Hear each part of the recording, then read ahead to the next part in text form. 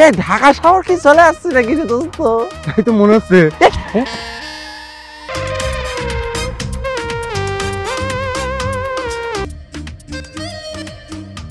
বন্ধু মফিজ এখন ঢাকায়।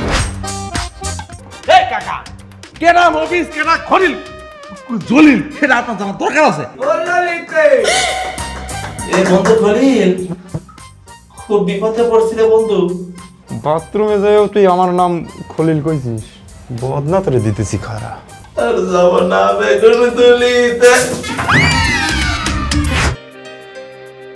তুমি যদি চাও আমি আগামীকাল ওদের সাথে তোমার দেখা করে দিব।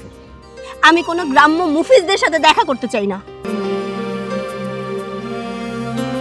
আমরা কি মানুষ না? চল আমার সাথে। কোথায় গেছিস তোরা? তোদের বলছি না আমাকে ছাড়া কোথাও বেরোবি না। তোমার বন্ধু খুব ভালো মানুষ, মধ্যে মধ্যে হাসপাতালে যায়, এর একটা রোগ আছে। কাকা এটা কি কয়ে গেল? আমাদের বন্ধুর সমস্যা, রাসুর যে কোনো মূল্যে চিকিৎসা করার লাগবে। দেখ মফিজ, এটা কোনোভাবেই সম্ভব না। লাগে তো ছোটবেলার কাহিনী সব। বাবা মারা যাওয়ার পর আমি তো স্কুলে যাইতে পারি নাই। ঠিক কইছিস রে খলিল। ওরে মারে মা আমি ঢাকাই থাকবো না। বাবা খলিল বাবা তুমি চুপ করো, চাপ করিও না। আরে